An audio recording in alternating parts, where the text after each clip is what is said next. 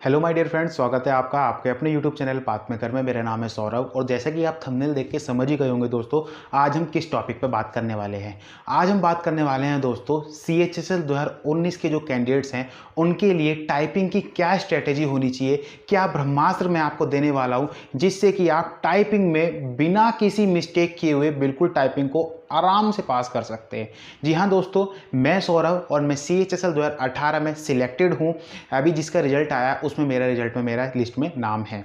देखिए दोस्तों, मैं अपना पर्सनल एक्सपीरियंस आपको शेयर करूंगा और आपको वो स्ट्रेटेजी बताऊंगा जिसको फॉलो करके मेरी खुद की 30 वर्ड पर मिनट स्पीड थी और मैंने कैसे 80 वर्ड पर मिनट तक उसको लेके गया और कैसे एग्जाम को मैंने टाइपिंग वाले एग्जाम को कैसे क्रैक किया विद 0.12% एरर के साथ। देखिए दोस्तों, मैं आपको बता दूं, मैं आज आपको जो ब्रह्मास्त्र दूंगा उसमें 5 टिप्स देने वाला हूं। पहली, दूसरी, तीसरी, चौथी और पांचवी, इन 5 अगर टिप्स को आपको फॉलो कर लेंगे तो मेरी आपसे 100% गारंटी है कि आप टाइपिंग में फेल नहीं हो सकते। जी हाँ दोस्तों, मैं आपको फिर कह दूंगा एक बार, आप टाइपिंग में फेल नहीं होने वाले हो अगर आप इन 5 टिप्स को फॉलो कर लेते हैं।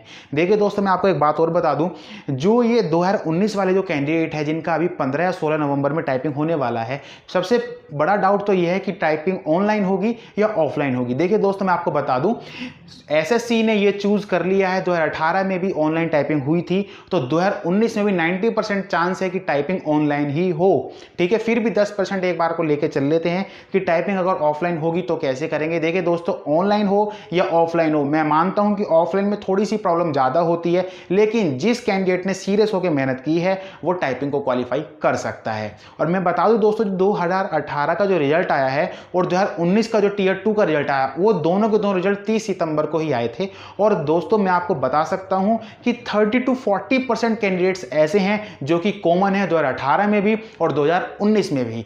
ऐसे मेरे 5 दोस्त हैं जो कि 2018 में भी फाइनल रिजल्ट में सिलेक्शन हुआ है और 2019 में भी उनका नाम है। लेकिन दोस्तों, मैं बता सकता हूं, वो 5 दोस्त की गारंटी मेरी है, खुद की गारंटी मेरी है कि हम 6, मैं खुद अकेला तो जाऊंगा ही नहीं और उन 5 कैंडिडेट्स को भी नहीं जाने दूंगा, क्योंकि दोस्तों जब एक बार सिलेक्शन हो गया है तो हमें वो सीट वेस्ट नहीं करनी चाहिए। और ऐसे ही जितने भी कैंडिडेट्स, अगर आप किन्हीं को भी जानते हो तो उनसे इस बात को शेयर जरूर कीजिएगा, आग्रह कीजिएगा, रिक्वेस्ट कीजिएगा ताकि वो ना जाए। मैंने तो आपको अपना बता दिया कि मैं तो उसमें नहीं जाने वाला हूं।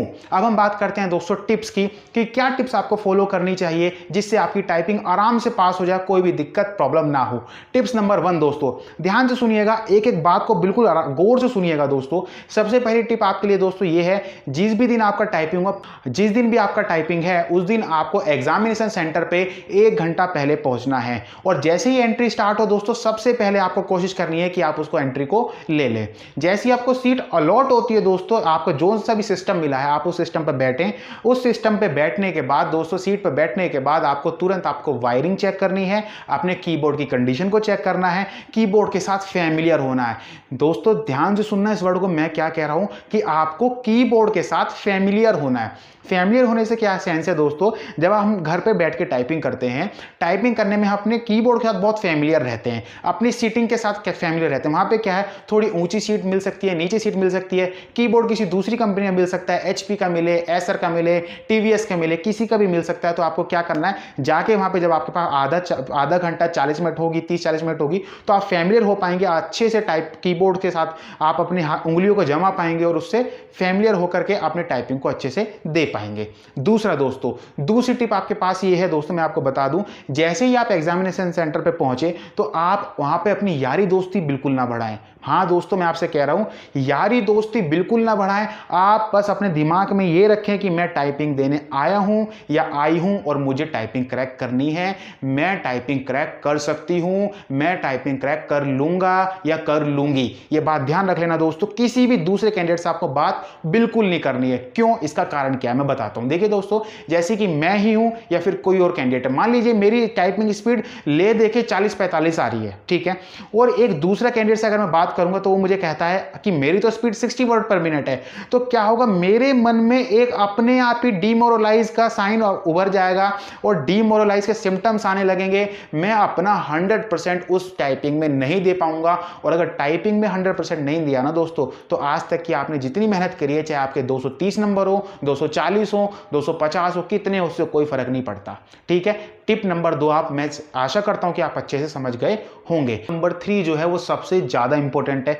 सबसे ज्यादा गलतियां यही करते हैं स्टूडेंट्स जो कि उनको फेल होने का कारण बनती है। देखिए दोस्तों, मैं आपको बता दूं टिप नंबर 3 क्या है। जब हम ऑनलाइन टाइपिंग करते हैं दोस्तों, तो जो एक अच्छा स्टूडेंट होता है वो कीबोर्ड को बिल्कुल नहीं देखता। जिसने अपने अच्छे घर पे प्रैक्टिस की हुई है वो कीबोर्ड को बिल्कुल नहीं देखता। हालांकि जो नए स्टूडेंट्स होते हैं, थोड़े नोवाइस होते हैं, वो क्या करते हैं दोस्तों, कीबोर्ड्स को देखते हैं और स्क्रीन को भी देखते हैं। अब मैं बात करूंगा दोस्तों, जो कीबोर्ड्स को देखेंगे उनका तो टाइपिंग पास होना बेहद ही मुश्किल है। मैं बात करूंगा किनकी, वो एवरेज स्टूडेंट की जो कि कीबोर्ड्स को ना देखते हो टाइपिंग कर सकता है।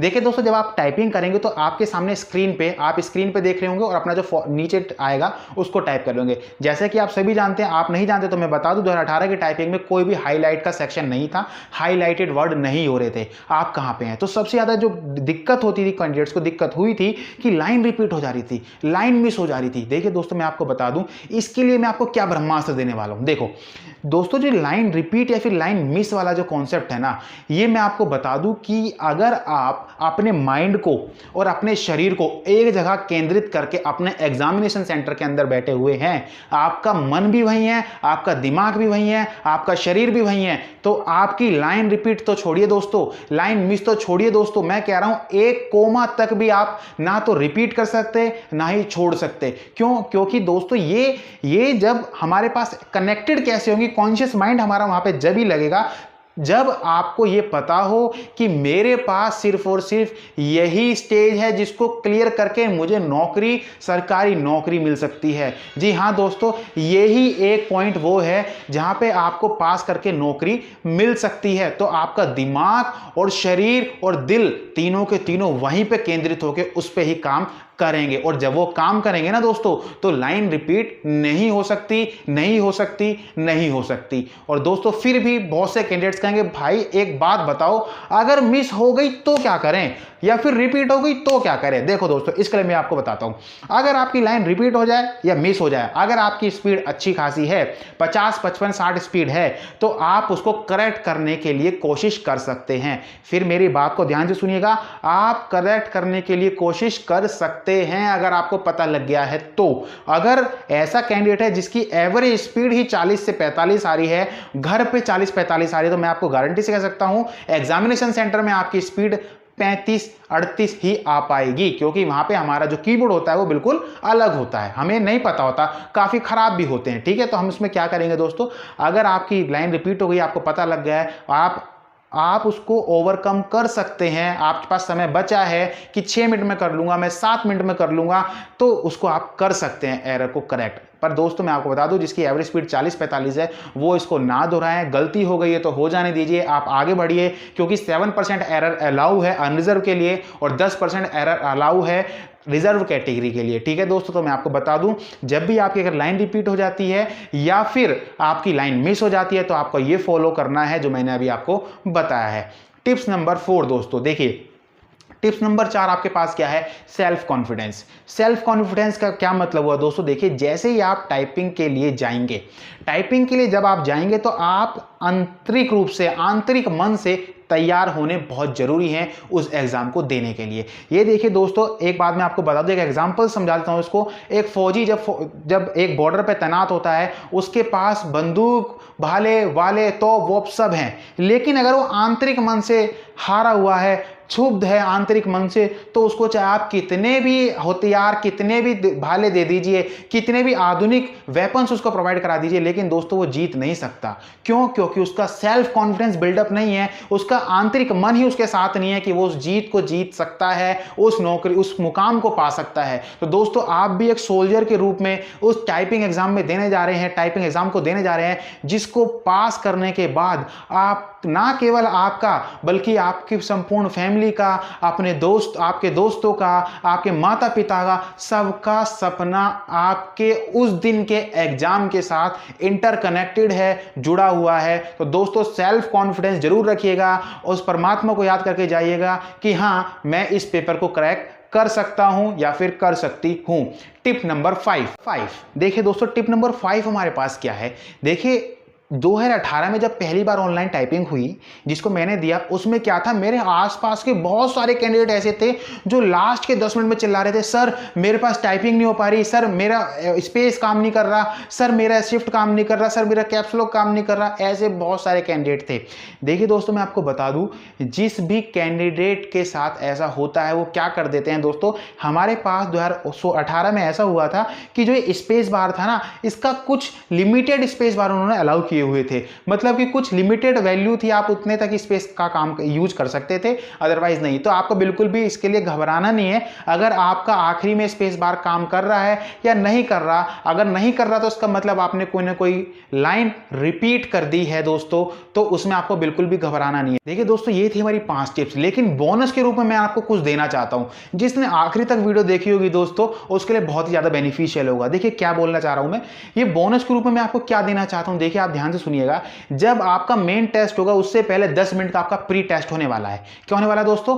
प्री टेस्ट आपका होने वाला है। और उस प्री टेस्ट को दोस्तों आपको बिल्कुल मेन टेस्ट की तरह ही करना है। मैं क्या बोल रहा हूं, जो आपका प्री टेस्ट होगा 10 मिनट का आपका ट्रायल वर्जन होगा। जैसे हम बचपन में क्रिकेट खेलते थे तो हम पहली बॉल क्या मांगते थे? ट्राई बॉल मांगते थे, ताकि हम फेमिलियर हो जाए पिच के साथ। तो वैसे ही आपके पास होने वाला है, 10 मिनट का आपका ट्रायल वर्जन होगा। ट्रायल वर्जन को आप ट्रायल वर्जन की तरह बिल्कुल ना लें, बिल्कुल लाइटली ना लें, बिल्कुल ऐसे ही एग्जाम दें जैसे कि आप मेंस एग्जाम दे रहे हैं। और दोस्तों मैं आपको बता दूं, जो ट्रायल वर्जन में आपसे गलती हो उसको आप ओवरकम कीजिएगा, ताकि मेन एग्जाम में एटलीस्ट वो गलती आपसे ना हो और आपका टाइपिंग खराब ना हो। और दोस्तों मैं आपको एक टिप और बता दूं यहीं पे साथ साथ, जब आप ट्रायल वर्जन देंगे तो आपकी सारी की सारी कीज चेक हो जाएंगी। आपकी कौन सी की काम कर रही है, कौन सी नहीं कर रही है, कौन सी दबाने पर 2 बार दब जा रही है, कौन सी दबाने पर 3 बार दब जा रही है, कौन सी को 2 बार दबाना पड़ रहा है। तो आप क्या करना दोस्तों, तुरंत इनविजिलेटर को बुला करके अपना कीबोर्ड चेंज करवा लेना। मैं आपको बता दूं, मेरा सेंटर मुंडका में गया था, S2A सेंटर टाटा का। वो सेंटर वाले क्या कह रहे थे हर कैंडिडेट को कि आप जब टेस्ट देंगे ना तब बताना, हम चेंज कर देंगे। देखिए दोस्तों, 10 मिनट आपको टेस्ट करने के लिए मिली है, आप इसमें कब चेक करवाएंगे, कब उनसे कहेंगे, कब वो लाएंगे, आपका समय खराब हो जाएगा। मैं कह रहा हूं आपका एग्जाम खराब हो जाएगा। तो उनके भरोसे बिल्कुल मत रहिएगा। जैसे ही आपने टाइप किया ट्रायल वर्जन में, तुरंत आपको पता लग गया कि ये खराब है, तुरंत उनसे कहिए, चाहे 1 कहें, 2 कहें, 3 कहें, 4 हो, 5 हो, कितने भी कीबोर्ड चेंज करवाने पड़े दोस्तों, आपके हक की लड़ाई, आपको सरकारी नौकरी मिलनी है, आपको ही काम करना पड़ेगा, आपको ही बोलना पड़ेगा। मैं आपको फिर बोल दूं दोस्तों, ये नौकरी आपकी है, काम भी आपको ही करना है, टाइपिंग टेस्ट भी आपको ही पास करना है। और इन्विजिलेटर से जबरदस्ती कीबोर्ड अगर आपका खराब है तो वो भी चेंज आपको ही कराना है। आपके लिए कोई दूसरा वहां पे नहीं बोलने वाला, नहीं बोलने वाला, नहीं बोलने वाला। ठीक है दोस्तों, ये मेरी तरफ से टिप्स थी आपके लिए, और ये वो की पॉइंट्स थे जिनको ध्यान में रख करके मैंने टाइपिंग को आराम से क्रैक किया विद 0.12% एरर। दोस्तों ध्यान से सुनिएगा, मेरा जो एरर परसेंट था वो 0.12% था। और इसी के साथ दोस्तों मैं अपनी वाणी को विराम दूंगा। और मैं आपको फिर बता दूं दोस्तों, 2018 में जो सिलेक्टेड कैंडिडेट्स है, मैं रिक्वेस्ट करूंगा वो प्लीज टाइपिंग को स्किप करें, उस 2019 की टाइपिंग में बिल्कुल ना जाएं। वैसे ही बहुत हाइक पे है ये कट ऑफ इस बार। बेरोजगारी के आलम में आप किसी के घर के दिए को ना बुझाएं अपने 2 दिए जलाने के लिए। ठीक है, मैं फिर कहूंगा दोस्तों, आप अपने शौक के लिए किसी दूसरे के अरमानों पे पानी बिल्कुल ना फेरे। ठीक है दोस्तों, विदा लेते हैं आपसे। अगर आपको वीडियो अच्छी लगी हो तो कमेंट सेक्शन में कमेंट करके और लाइक करके और अपने दोस्तों के साथ शेयर कीजिएगा, जो भी 2019 का एग्जाम देने वाले हैं उनको, ताकि पता लगे एटलीस्ट कि टाइपिंग को क्रैक कैसे करना है। ठीक है, विदा लेते हैं अब आपसे, मिलेंगे अपनी नेक्स्ट वीडियो में। थैंक्स फॉर वॉचिंग गाइस, जय हिंद, जय भारत।